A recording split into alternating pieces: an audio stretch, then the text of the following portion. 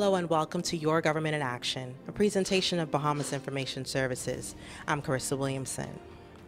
The government of the Bahamas has signed a multi-million-dollar heads of agreement for a new Bahamian-led tourism development project slated for the Cable Beach Strip.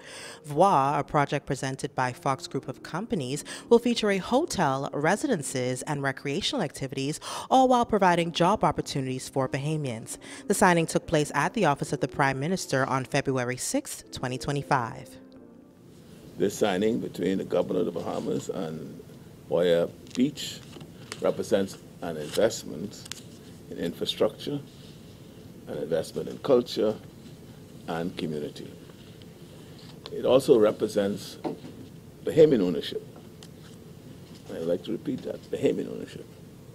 For far too long, Bahamians have been shying away from the engine of our economy, tourism, and so I'm so pleased to see that Bahamian entrepreneurs investing in the hospitality and tourism product in the Bahamas.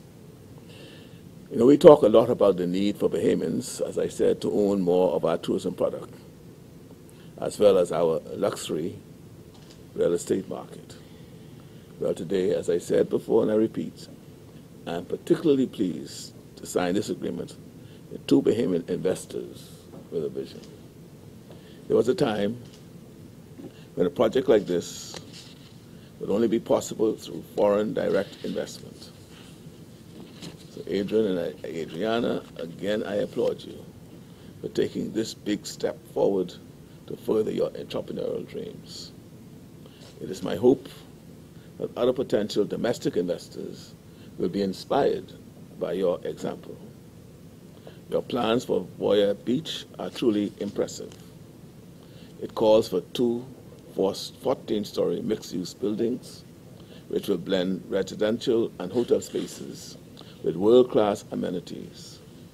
Guests and residents will enjoy restaurants, rooftop pools, a recording studio, a nightclub, a spa, and a seaside bar and jetty, offering a fusion of leisure and luxury. Meanwhile, the Balmoral Island will be transformed into a premier recreational paradise. That property will feature 3 clubhouses, each seating up to 500 guests, 23 land and overwater cottages, a 100-slip marina, 3 pools, a performance area and entertainment stages, and a helipad and seaplane docking facilities. Across both sites, modern and traditional Bahamian architecture will be showcased, paying homage to our rich culture and heritage. The highlighting of our culture is critical. Going forward, every major investment in our islands must reflect and celebrate who we are as Bahamians. After all, our culture is our greatest asset, and it must be at the forefront of our tourism industry and national development agenda. So over the next 4 years, 500 Bahamians will find employment during the construction, with an additional 744 full-time jobs available once operations begin. Beyond these direct roles, countless local businesses will benefit from increased demand for goods and services, expanding economic opportunities for Bahamians across various industries. Ladies and gentlemen, projects of this scale do not happen in isolation. They are the result of vision, partnership, and an unwavering commitment. So today, we celebrate a milestone, but the real work begins now. We must ensure that this development sets a new standard for sustainable, culturally rich, and economically empowering investments in the Bahamas.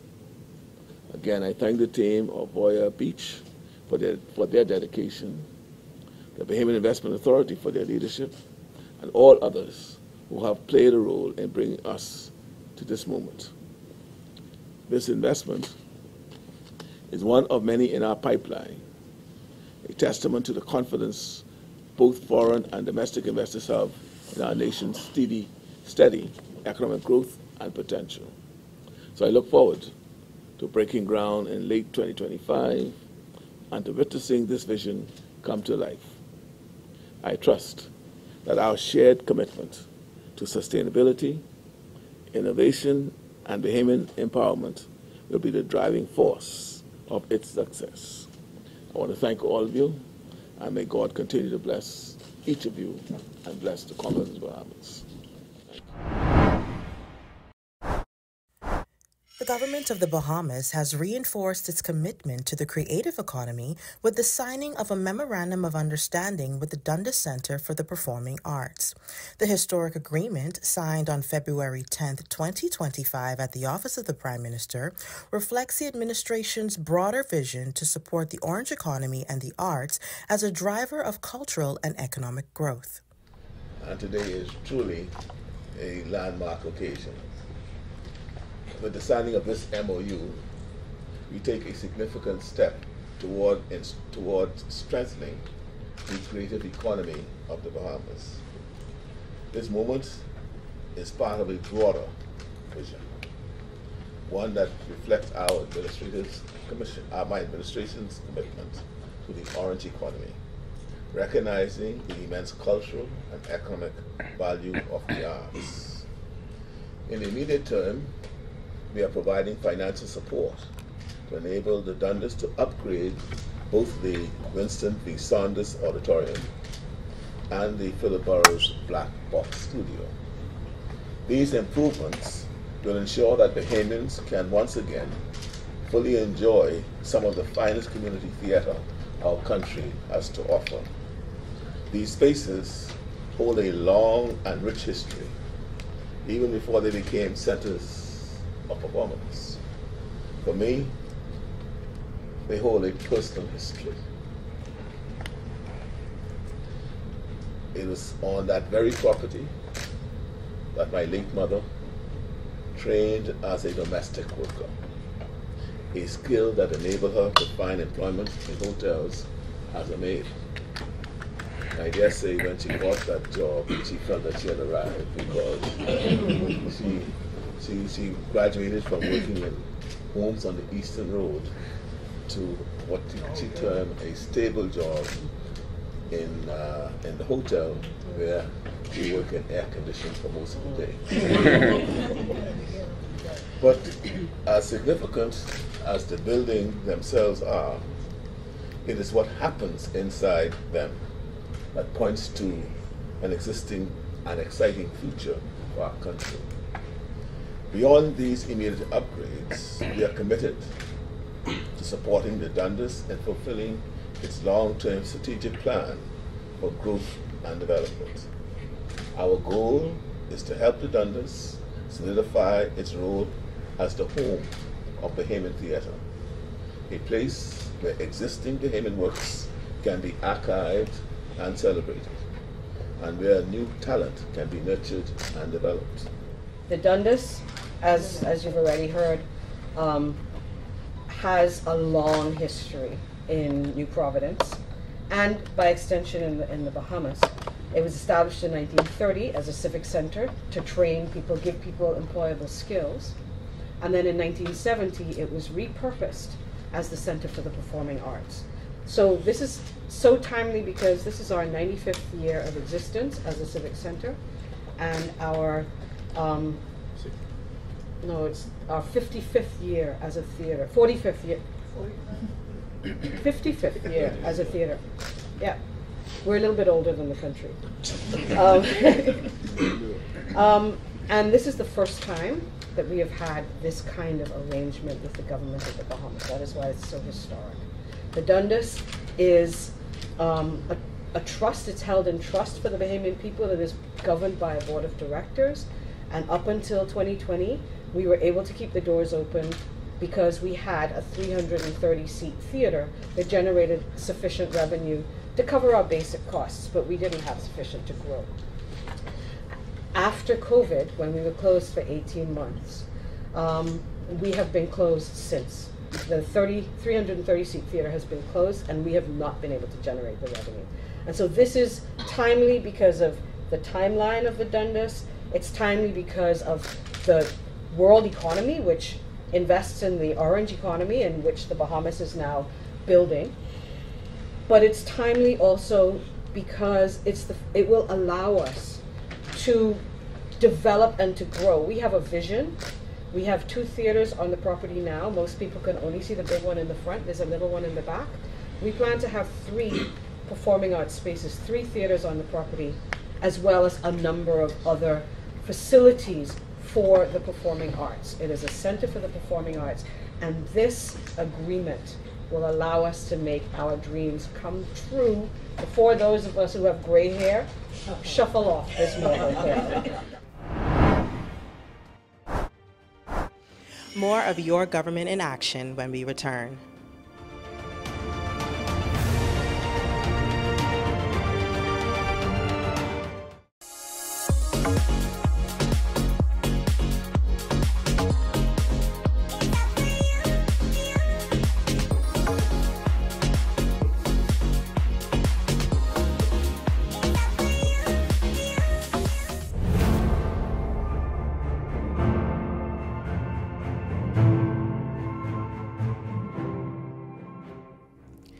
Welcome back. The Ministry of Agriculture and Marine Resources held a press conference on February 5, 2025 to provide an update on Operation Red Dawn. Operation Red Dawn is an initiative presented by the ministry to ensure the protection of Bahamian fisheries as well as preserve the integrity of the marine environment.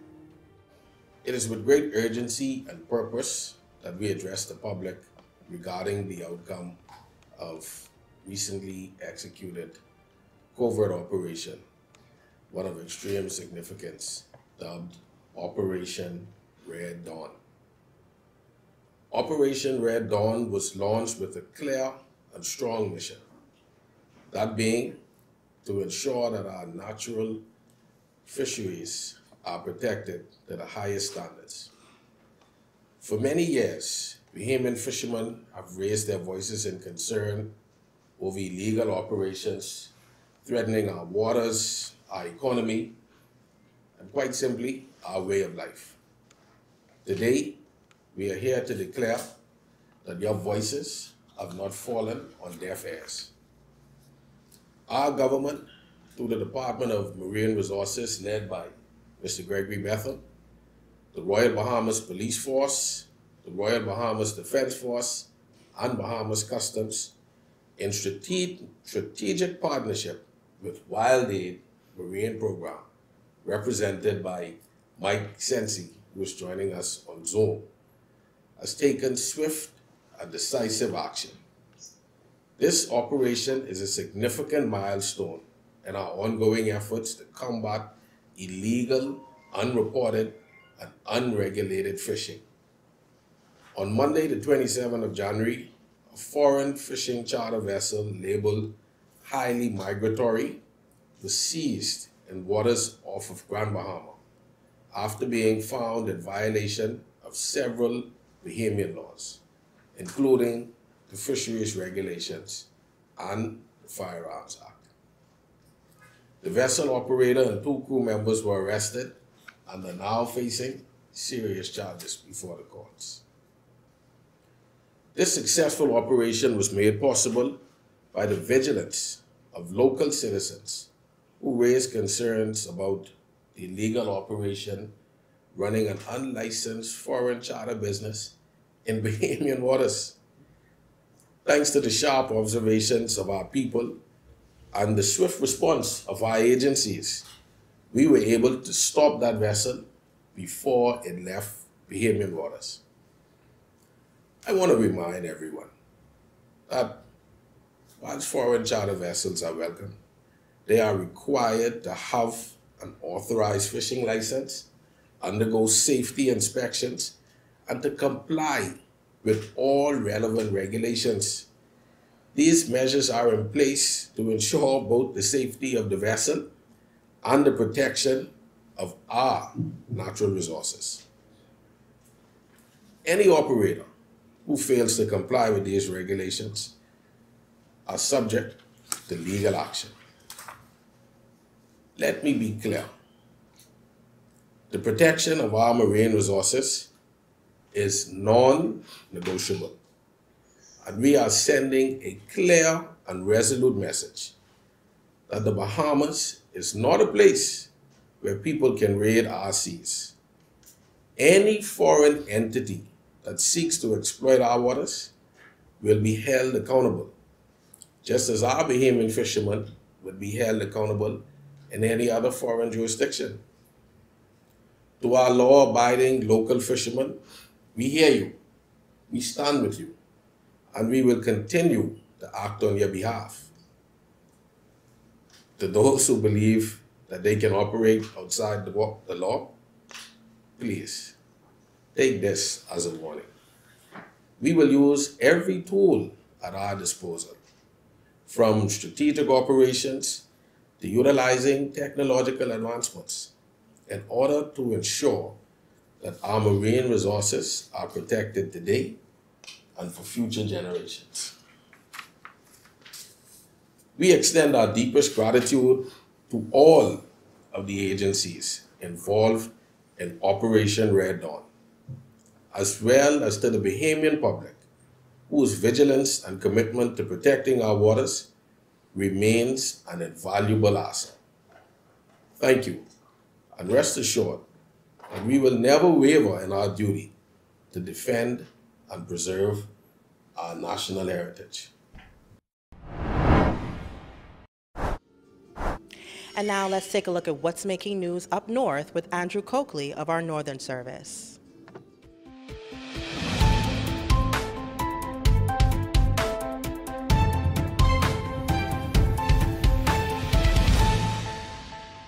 The 2025 High School STEM Exploration Day was held here at the Rand Nature Center, and Minister for Grand Bahama, the Honorable Ygia Moxie, encouraged students to take part in the science, technology, engineering, and math disciplines in order to help prepare them for the bright future that's to come in Grand Bahama. Minister for Grand Bahama, the Honorable Ygia Moxie, was the keynote speaker at the 2025 High School Science, Technology, Engineering, and Mathematics Exploration Day on Friday, February 7th at the Rand Nature Center.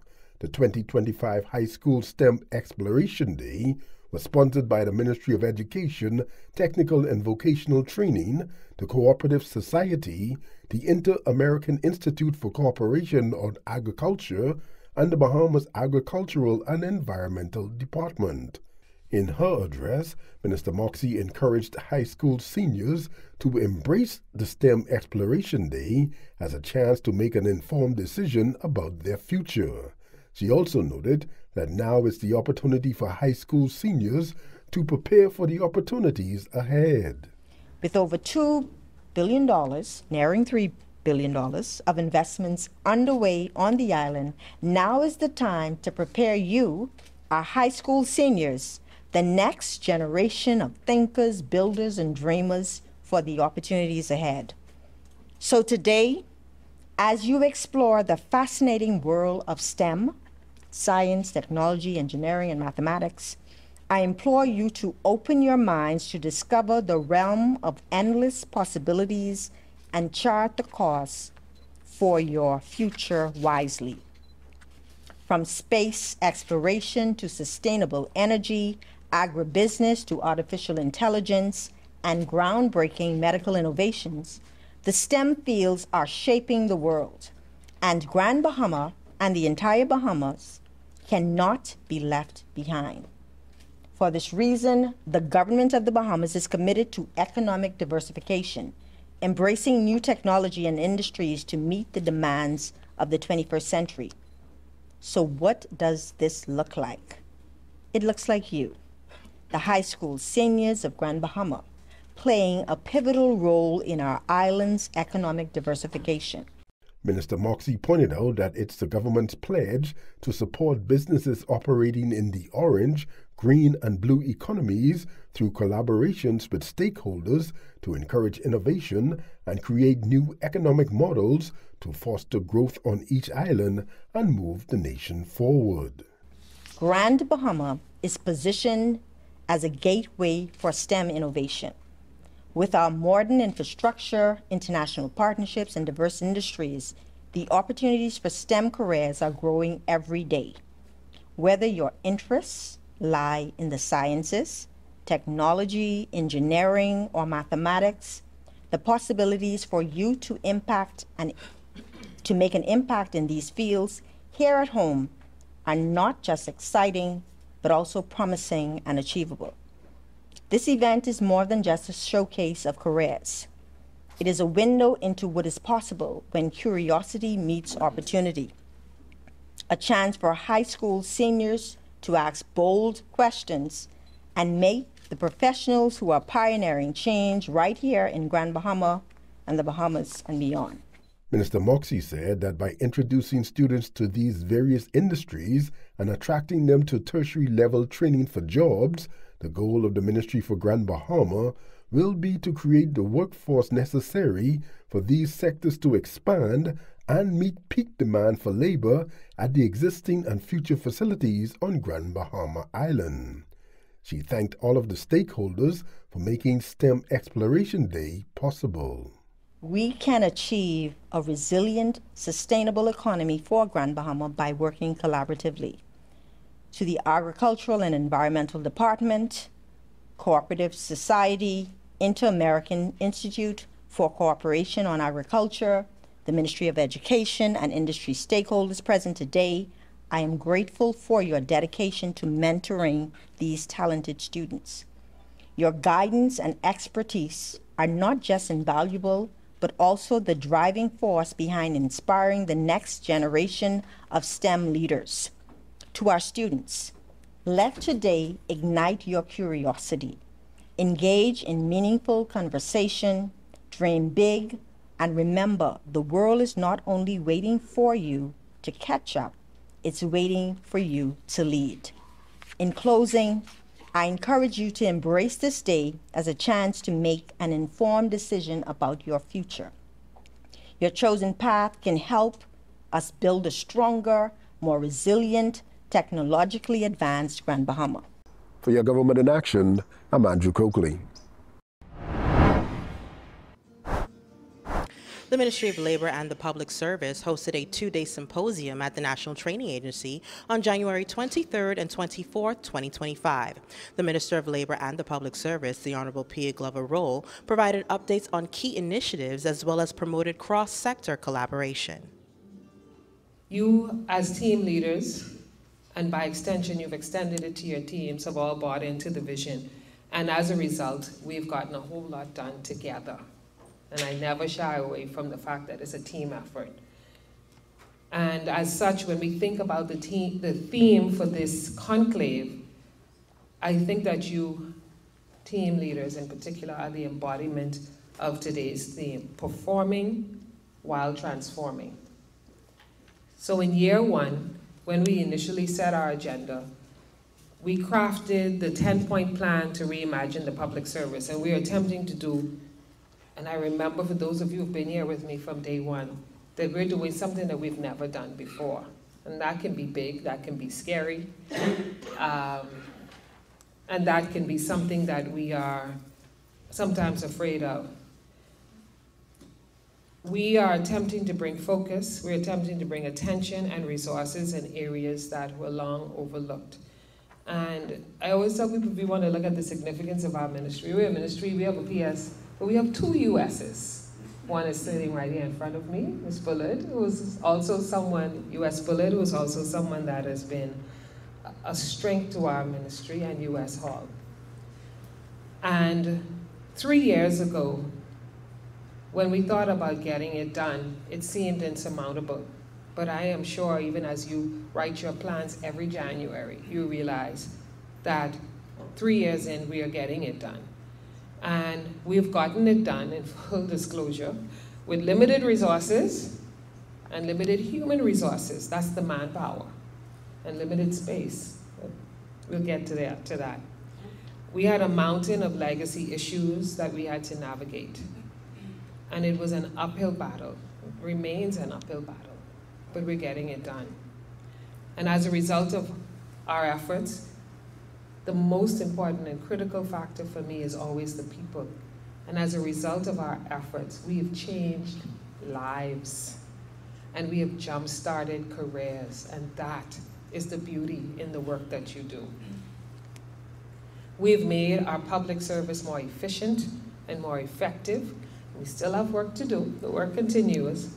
And most importantly, I feel that, and I've gotten feedback as I travel around the country, that we've improved the overall morale and satisfaction of public servants. I even have non-public servants who say they never heard so much about public service. They thought that we were just a ministry that, you know, in the background, in the shadows. But really, we are the engine room of our public service. We're the nucleus. If we don't get it right, everything goes downhill. But it's important that we continue to maintain our positive trajectory as we continue to clear the promotions and the confirmations backlog, as we digitalize our document management system, our HR processes, as we improve and consolidate our accommodations, and as we onboard new employees through our PSPEP and roll out a various range of HR reforms. This year, as with every year, we have some exciting things ahead of us.